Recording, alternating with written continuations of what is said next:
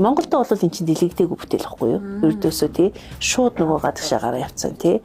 Тийм учраас одоо бид нар нөгөө нэг Хүүг арт галерей дээр Улан Чингис хааны музей дээр хийнэ гэжсэн. Тэрнийгээ Хүүг арт галерей дээр бид нар одоо хийцэн. Тэгээд Kunsthalle Düsseldorf гэдэг Германы 1889 одоо 86 онд анх Европод дэлхийн орчин үеийн урлагийг хөгжүүлэх гэж музей гэж байгуулагдчихсан. Одоо энэ музей тэгээ бид нар хамтраад их дэлхийг ангаах уу гэдэг үзэсгэлэнг буюу төсөл хийсэн. Одоо яг энэ үзэсгэлэнгийн агуулга нь өөрөө ангаагч их дэлхий гэсэн тий. Тэгэн гут нөгөө одоо бид нар болохоор олуулаа тэнгэрт цагтл илгээе. Магадгүй одоо бид нарт болохгүй байгаа зөндөө ол юм байгаа шүү дээ тий. Энэ ч болохгүй тэр ч болохгүй гэл энэ нийгэмдэр асар олон ингээд бидний бухимдуулсан энэ зүйлс байгаа. Тэгэхээр магадгүй энийг шийдвэрлэх цахаа та бичиж болно шүү гэд. Тэгэхээр та нар ирээд үзэх юм бол бидний цагтл дээр одоо галд цагтлаа өргөж болно. Та нар бүгдээрээ хамтдаа тэнгэрт цагтл илгээе гэсэн санааг энэ удаа бүтээлээр илэрхийлж байгаа. Хостел хийж байгаагийн утга нь болохоор дээрээс ирж байгаа цагтл одоо тэнгэрээс ирж байгаа цагтл биднээс илгээж байгаа цагтл хоёрын уулзуур Хүү арт галерей дээр болно. Тэгэхээр тэнд яг энэ голоор нь та нар маань ингээд ороод гарахаар тэр мэдрэмжийг аваасай л гэж хүсэж байгаа уран бүтээлчтэй хувьд.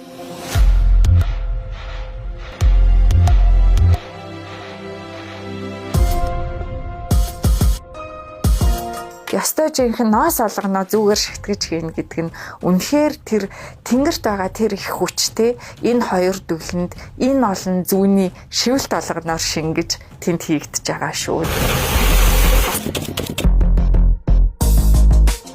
Кураторууд бид нар хоорондоо бас жоохон ярьсан концептыг уншиж барьж харчаад вау жоохон нөгөө нэг юм юу болчих болов хит үндэсний нөгөө нэг орчин үеийн урлагаас илүү бас нэг маш их одоо тийм үндэсний тийм гар урлал тал руугаа хитрхи хазаагаа явуучих болов гэж айдас байсан уу? Байсан. Тий. Тэрийг бол бид нар нуухгүй. Тэгтэл яг харин энэ концепт нь нүүдлийн соёлын өөрсдийнхөө үндэснийхээ одоо ёстой нөгөө гар урлалын бүх төрлүүд байж байна.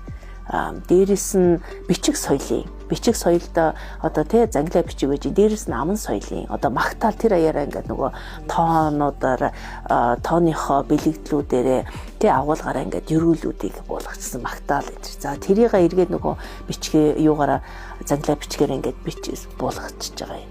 За дээрээс нь хүмүүс сонсох чинь тэр чинь бас нөгөө хөгжмийн одоо залуу бас хөгжмийн хоёр зохиолч чинь яг энэ нөгөө нэг концептэндээ тааруулаад утга агуулга бэлэгдлийнхаа энэ бүх магтаалтаа зориулаад хөгжим бас найруулад тавьчихжээ.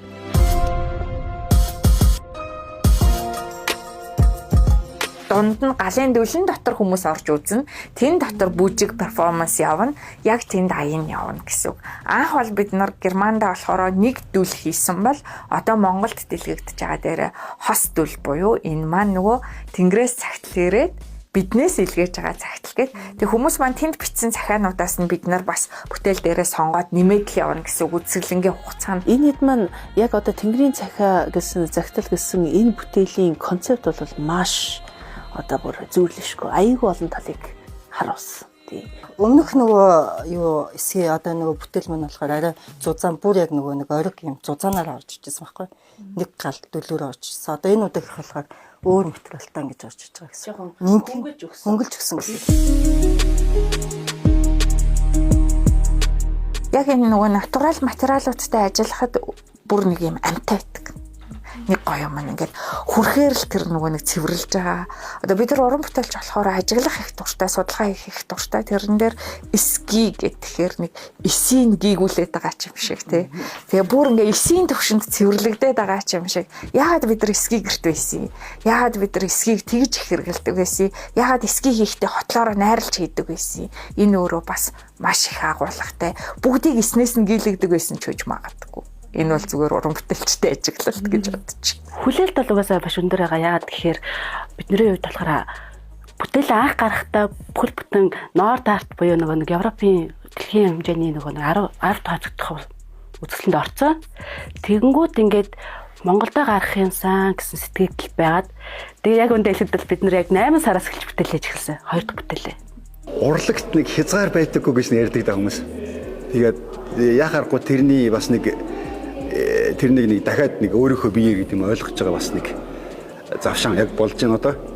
Учир нь юу вэ гэхээр зэрэг энэ үзэгслэн биднээс өмнө Германд хийгдсэн, Герман зохион байгуулагдсан, монголчууд хамт хийсэн, монгол бүжигчид, дуучид, хөгжимчид гэдэг бүгдээр хийсэн. Энэ удаа өмнөх хоёр Герман, Монгол хоёр дээр нэмэгдээд Японоос манай сургуулийн шав ирээд бүжиглж байна. Тэгэхээр зэрэг урлагаар бид хэд ямар ч бие бинийгээ таньж мэдхгүй хүмүүс мөртлөө яг энэ бүтээлийн нэг хэсэг болоод оролцоод нэг хэсэг болоод байж байгаа гэдэг нь яхах нь урлагийн энэ хил хязгааргүй хааны газар хоригддгоо баригддгоо гэдгийг бас нэг энэ үхээр илэрлэл нь яхаар мэдгэж байна л да. Тэгээд энд оролцож байгаадаа энэ бүтээлийн нэг хэсэг болж байгаадаа төөлих азтай, төөлих баяртай байна.